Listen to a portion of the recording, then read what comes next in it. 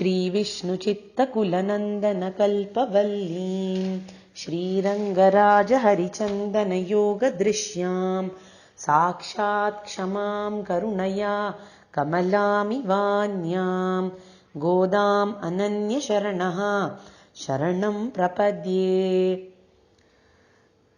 गोदा देवी अपनी सहेलियों को बुलाकर श्री व्रत करना चाहती हैं, इसीलिए जो भी सहेलियां पहुंची नहीं व्रत के शुरुआत में, उनके घर में खुद जाकर उनको जगाकर साथ लेकर आ रही है।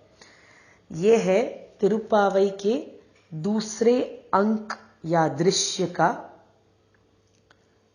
तत्व। तो इस दूसरे दृश्य में अभी तक 4 सहेलियों को उठा दिया है गोदा देवी ने। आज के 10वें पासुरम में वो 5वें सहेली को उठाने वाली है। पासुरम को देखते हैं। नोट्रुच्चुवर्कम पुगूगिन्रामनाय मात्रमुम तारारो वासल तिरवादार नात्रतुळाय मुडि नारायणन நம்மால் போற்றப் பறை தரும் புண்ணிய நாள் பண்டொரு நாள் கூற்றத்தின் வாய் வீழ்ந்த கும்பகர்ணனும் தோற்று முனக்கே பெருந்துயில்தான் தந்தானோ ஆற்ற அனந்தலுடையாய் அருங்கலமே தேற்றமாய் வந்து तिरवेलोरेम्बावाई। इस लड़की के घर में पहुंचते ही गोदा देवी को सुबह होने के लक्षण बताने नहीं पड़ते हैं, क्योंकि वो जानती है कि यह लड़की भी शायद सोई हुई ही है। मतलब जागृत अवस्था में भगवान के नाम संकीर्तन करने वाले कुछ सहेलियां थी जो जागी थी लेकिन लेटी हुई थी, तो उनको लक्षण बताकर उठाया जा सकता था। लेकिन पिछली सहेली जो थी वो असल में सोई हुई थी, तो उसको लक्षण बताकर कोई फायदा नहीं था। उसी तरह यह लड़की भी शायद सोई है ऐसे उन्हें लगा, या फिर शायद बात कुछ और है ऐसा भी लगा।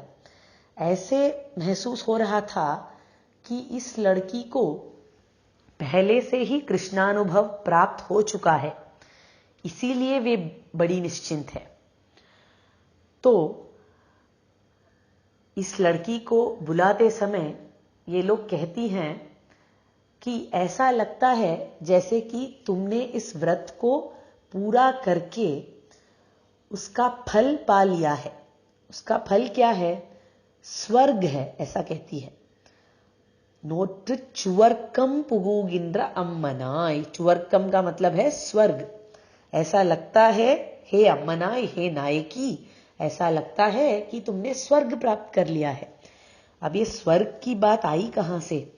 ये लड़कियां जो व्रत कर रही हैं कृष्ण को पाने के लिए कर रही हैं, और उन्होंने ये कहा है कि ये व्रत करने से देशवासियों को अच्छा बारिश प्राप्त होगा, अच्छी समृद्धि प्राप्त होगी। तो रही बात कृष्णानुभव या समृद्धि की, यही फल है।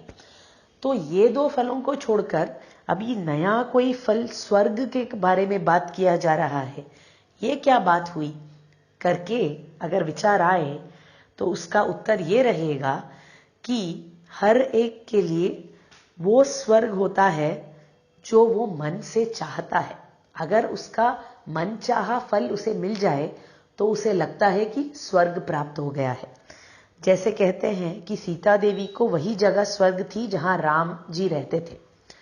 तो इस लड़की के लिए या फिर इन सारे लड़कियों के लिए कृष्ण भगवान का संसर्ग ही स्वर्ग है। तो ऐसा संसर्ग, ऐसा अनुभव इस लड़की को प्राप्त हो चुका है, ऐसा व्यतीत हो रहा है।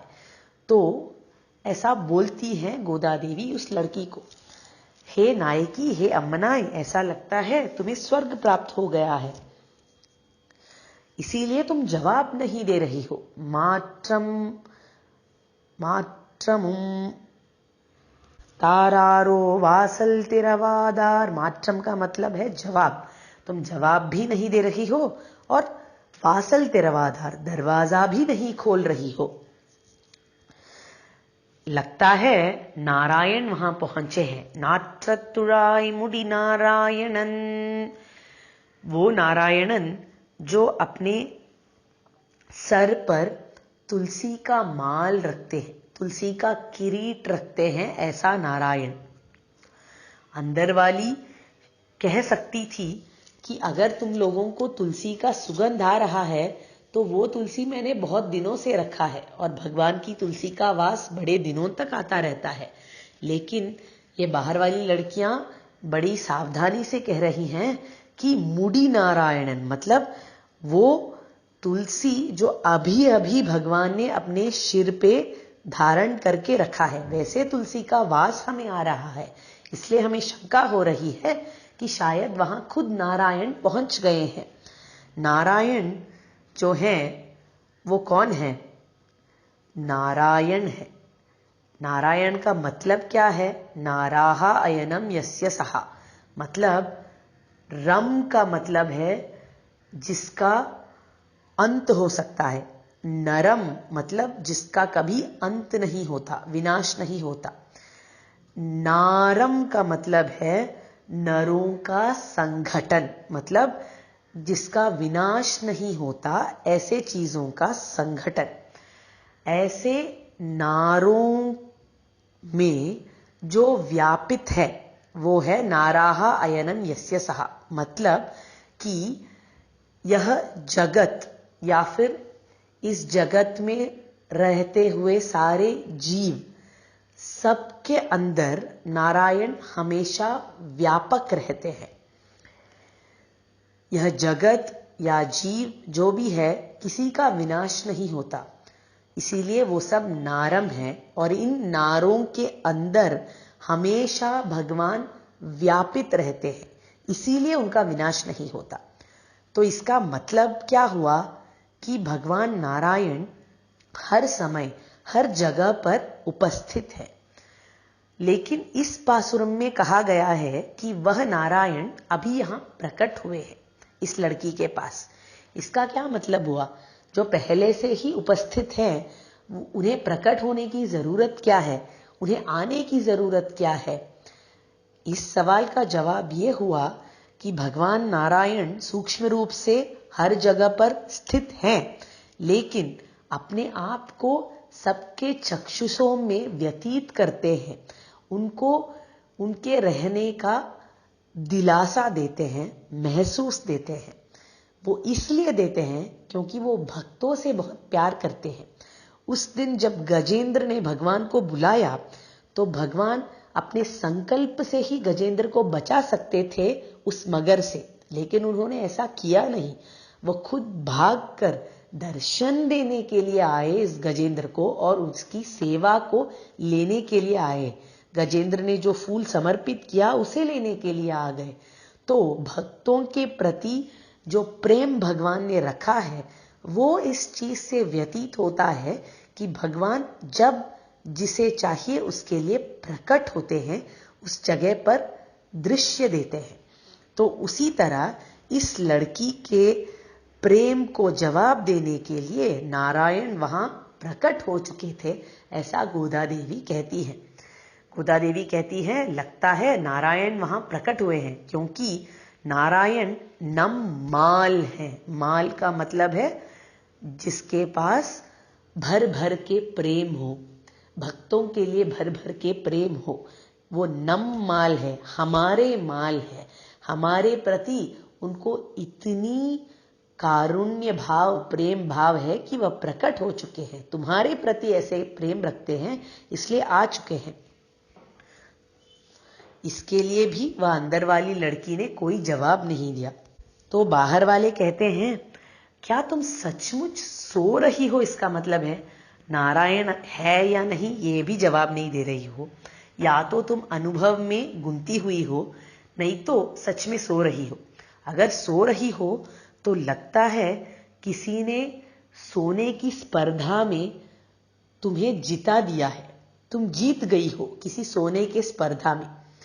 नींद की कोई स्पर्धा लगी थी जिसमें कुंभकर्ण आए थे।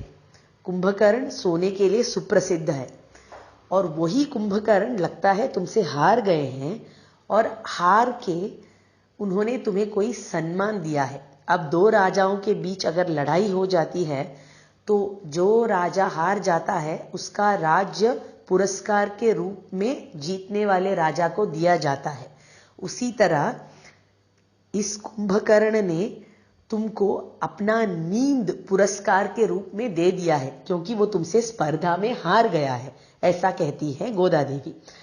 पंडोरुनाल कूट्रत्तिन वायविंद कुंभकर्णनुम तोट्रु मुनक्के, कुंभकर्ण तुमसे हार गया है। पेरिंदुइल्दान तंदानो, इस वजह से तुम्हें बड़ी नींद का पुरस्कार दे दिया है, इसलिए तुम ऐसे आठ आनंदलुड़याय, इतनी आलसी बनकर तुम सो रही हो। तो अंदर वाली ने कहा, इतनी अगर मैं आलसी हूं तो मुझे बुलाने की क्या जरूरत है। बाहर वाले कहते हैं, कैसे बाबा तुम्हें छोड़ सकते हैं, तुम तो अरंगल में हो, तुम इतनी सुंदर भक्त हो भगवान की कि हम तुम्हें छोड़कर जा ही नहीं सकते, इसीलिए कृपया कृपा करके उठकर आकर हमारे साथ भगवान की सेवा में लग जाओ। यह सुनकर ये लड़की प्रसन्न होकर बाहर चलने लग जाती है, जल्दी जल्दी चलने लगती है। इसलिए बाहर वाले लोग कहते हैं, ते ट्रमाई वंद तिरवेल, अब कोई जल्दी नहीं है, अब उठ चुकी हो ना, आराम से आके दरवाजा खोलो और हमारे साथ भगवत भक्ति में शामिल हो जाओ। यह सुनकर 10वें पासुरम की यह 5वीं सहेली इन लोगों के साथ आकर मिल जाती है। कवितार्किक संहाय कल्याण गुणशालिने श्रीमते वेंकटेशाय वेदांत गुरवे नमः।